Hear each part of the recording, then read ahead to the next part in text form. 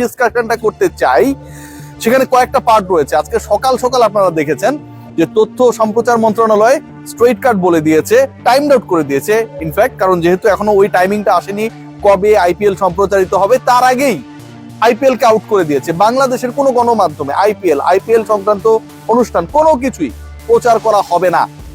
এবং এই যে ডিসিশনটা নেওয়া হয়েছে আমার কাছে মনে হয় যে একটা দারুণ সিদ্ধান্ত।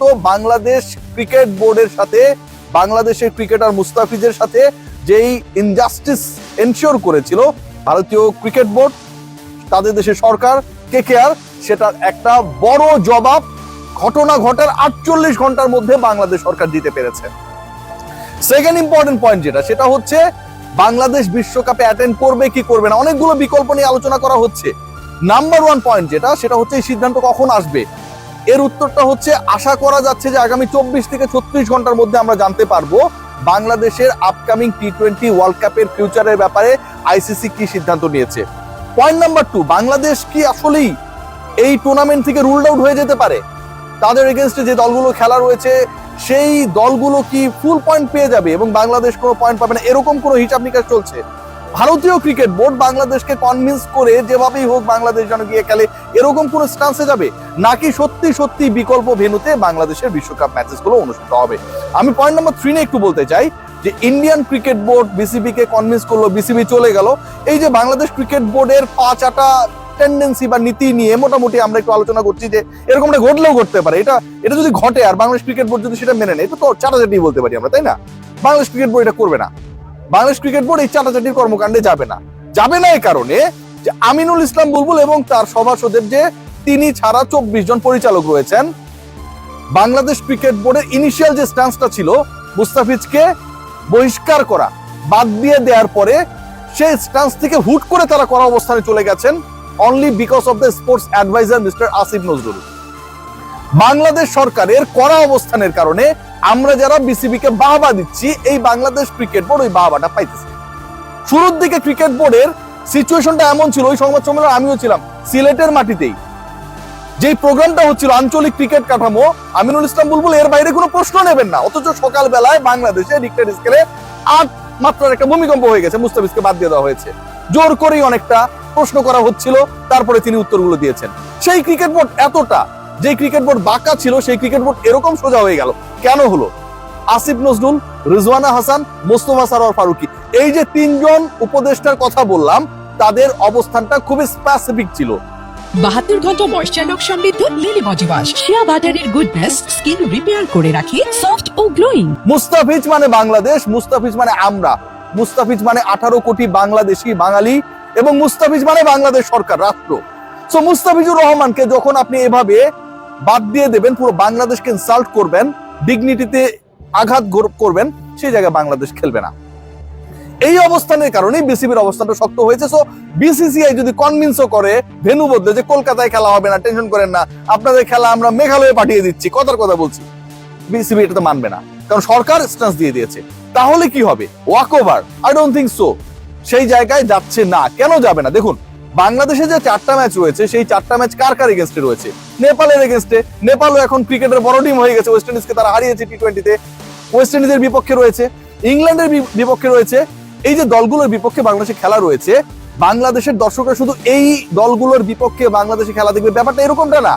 এই দলগুলো যখন পরস্পর মুখোমুখি হবে সেই ম্যাচগুলোর টিআরপিও হাই, বাংলাদেশের দর্শকরা দেখবে, কারণ তাদের পয়েন্টের ইকুয়েশন হিসাব নিকাশের ব্যাপার রয়েছে। ব্রডকাস্টাররা 4টা ম্যাচ হবে না, এই 4টা ম্যাচের পূর্ণ পয়েন্ট প্রতিপক্ষ পেয়ে যাবে, এটা কোনোভাবেই ম্যানেজেবল না, কোনোভাবেই ম্যানেজেবল না। আপনি ইকুইপমেন্ট সেটআপের কথা যদি বলেন, শ্রীলঙ্কায় অলরেডি তো মাঠগুলোতে খেলা হবেই, রিশিডিউলিং এর দিকে যাচ্ছে। আমার কাছে যতটুকু খবর রয়েছে বাংলাদেশের বিশ্বকাপের ফিউচার এবং সেই রিশিডিউলিং এর 3টা ভেন্যু আলোচনায় রয়েছে। কলম্বো আলোচনায় রয়েছে, যদিও কলম্বো খুব ট্যাগ থাকবে, কিন্তু কলম্বোতে নাম্বার অফ ফিল্ডস বেশি। আলোচনায় রয়েছে পাল্লেকেলে মানে ক্যান্ডির বিখ্যাত সেই স্টেডিয়াম, জঙ্গল কেটে যে স্টেডিয়াম বানানো হয়েছে, এবং আলোচনায় রয়েছে অদ্ভুত শোনালো গল আলোচনায় রয়েছে এ কারণে যে গলে ফ্লাড লাইট ফ্যাসিলিটিস না থাকলেও বাংলাদেশের যে 2টা ডে ম্যাচ রয়েছে, টি20 ক্রিকেট মানে আপনি 3 hours and 50 minutes 30 মিনিটসের মধ্যে শেষ করে ফেলতে পারবেন, সেই জায়গায় গলে আসলে বাংলাদেশের ডে ম্যাচেস গুলো খেলানো যায় কি না। পাল্লেকেলে এবং কলম্বোতে অপর দুটা ম্যাচ শিফট যদি করা যায়, ডে ম্যাচেস গুলো যদি গলে খেলানো যায়, তাহলে বাংলাদেশের 4টা ম্যাচের শিডিউল ডান। সিরিয়াসলি এখন পর্যন্ত এরকম একটা সম্ভাব্য পরিকল্পনা নিয়ে আলোচনা চলছে। তার মানে কি দাঁড়াচ্ছে, শ্রীলঙ্কাতে বাংলাদেশের বিশ্বকাপ ম্যাচ সব ঠিক থাকলে হবে এবং শ্রীলঙ্কার 3টা ভেন্যু আলোচনায় রয়েছে, গল, পাল্লেকেলে এবং কলম্বো। গলে যদি ডে ম্যাচ দেওয়া যায়, অপর 2 ভেন্যুতে অপর 2টা ম্যাচ দিয়ে বাংলাদেশের ইনিশিয়াল শিডিউলটাকে ফুলফিল করার একটা পরিকল্পনা রয়েছে। এখন এটা কবে নাগাদ হবে সেই হওয়া নিয়ে একটা বড় প্রশ্ন। আপনারা সবাই জানেন যে আসলে শনিবার রবিবারে কিছু হিসাব নিকাশ ছিল, আইসিসি সদর দপ্তর খোলা বন্ধ এরকম হিসাব নিকাশ ছিল, এবং এই হিসাব নিকাশ গুলোর কারণেই আসলে ডিলেটা হচ্ছিল। আগামী 24 থেকে 36 ঘন্টার মধ্যে আমরা জানতে পারবো বাংলাদেশের ম্যাচেস গুলো শ্রীলঙ্কার কোন ভেন্যুতে কবে অনুষ্ঠিত হচ্ছে। এই কবে যে বললাম, কবের হিসাবেও কিন্তু আসলে মোটামুটি একটা রিশিডিউলিং হবে, মানে আইসিসির আপকামিং টুর্নামেন্টের পুরো শিডিউলটাই, ফিক্সচারটাই পরিবর্তিত হবে ডিউ টু বাংলাদেশের deny to play in India soil. কারণ বাংলাদেশের প্রথম 2 ম্যাচ রয়েছে একই ভেন্যুতে। এখন আপনি যদি শ্রীলঙ্কায় খেলা দেন, প্রথম 2 ম্যাচ যদি সেম ভেন্যুতে না হয়, চাইলেই সেম ভেন্যুতে খেলানো যাবে না, কারণ অন্য দলগুলোরও শ্রীলঙ্কায় খেলা রয়েছে। সেক্ষেত্রে তো আপনি মাঝখানে একদিন গ্যাপ দিয়ে আরেক ভেন্যুতে নিয়ে গেলে দলকে খেলাতে পারবেন না। তো পুরো বিশ্বকাপের সূচি পরিবর্তিত হচ্ছে, বাংলাদেশে খেলা শ্রীলঙ্কাতে হবে। সম্ভাব্য আলোচনায় রয়েছে গল, কলম্বো এবং ক্যান্ডি, এই 3টা শহরের 3টা ভেন্যু। শেষ পর্যন্ত কি হয় দেখার। তবে ভারতীয় সাংবাদিক সমাজ, তাদের এক্স ক্রিকেটাররা, তারা যে বক্তব্যগুলো দিয়েছে আমার কাছে মনে হয় সেগুলো যথেষ্ট গুরুত্ব বহন করে আইসিসির বাংলাদেশের ফেভারে ডিসিশন নেওয়ার ক্ষেত্রেও। কেউ কেউ এমন কথা বলেছে যে বাংলাদেশ সন্ত্রাসী পাঠায় নাই, ইন্ডিয়াতে বাংলাদেশ কোনো সন্ত্রাসী কার্যক্রম করার জন্য কোনো টিম পাঠায় নাই, যেটার কারণে বাংলাদেশের ক্রিকেটারকে বাদ দিয়ে দিতে হবে। কেউ বলেছে মুস্তাফিজকে তুমি যদি না খেলাও, নিলাটা কেন ভাই, নেওয়ার দরকার তো ছিল না, টিমগুলোকে আগেই বলে দেওয়া হতো। বিসিবি কে রিকোয়েস্ট করে এনওসি চেয়ে শেষ পর্যন্ত সেই ক্রিকেটার পিক হবার পরে আপনি তাকে বহিষ্কার করলেন। আইপিএল এর 19 বছরের ইতিহাসে কখনো এই ঘটনা ঘটে নাই।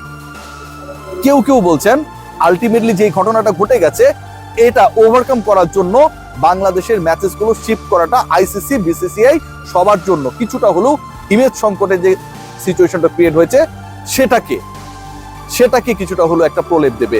বাংলাদেশের দল নিয়ে অনেক আলোচনা রয়েছে, অনেক আলোচনা হবে। তবে আমার কাছে যেটা মনে হয় বা আমার কাছে যে তথ্য রয়েছে, আজকের এই ডিসিশন, আইপিএল এর কোনো ম্যাচেস বাংলাদেশে সম্প্রচারিত হবে না, এটা আইসিসি, বিসিসিআই কে বিশাল একটা প্রেসারে ফেলেছে। আইপিএল যদি বাংলাদেশে দেখানো যায়, তাহলে টেলিভিশন রাইটস যারা আইপিএল এর কিনেছে হাজার হাজার কোটি রুপিতে, সেই জায়গায় তারা একটা বড় লসের সম্মুখীন হবে, নো ডাউট। ডিজিটাল রাইটস যারা বিক্রি করেছে তারা একটা লসের সম্মুখীন হবে, এবং এই একই গ্রুপ কিন্তু অলমোস্ট বাংলাদেশ সহ আপকামিং ওয়ার্ল্ড কাপে যেই দলগুলো অংশগ্রহণ করবে তাদের রাইটসটাও কিনেছে। এখন বাংলাদেশের 4টা ম্যাচ যদি তারা দেখাইতে না পারে, বা বাংলাদেশ যদি না খেলে বা ওয়াক ওভার হয়ে যায়, অন্য দলকে আপনি নিয়ে আসলেন, সেই দলের ম্যাচটা এত পপুলার হবে না যতটুকু 18 কোটি মানুষ বাংলাদেশে ম্যাচ দেখবে। সেক্ষেত্রেও তারা একটা বড় লসে পড়বে। Ultimately BCCI under pressure and they are very much eager to take a alternate option. শ্রীলঙ্কাতে ম্যাচ হচ্ছে, বাংলাদেশ যাচ্ছে, 3 ভেন্যুর কোনটায় কবে কোন ম্যাচ হবে সেটার কারণে আইসিসি ওয়ার্ল্ড কাপের শিডিউল যেটা প্রকাশিত হয়েছিল সেটাও পরিবর্তিত হচ্ছে। এটা ব্যাপারে কোনো ধরনের সংশয় এই মুহূর্তে নেই। সবাই ভালো থাকবেন, টেক গ্রেট কেয়ার।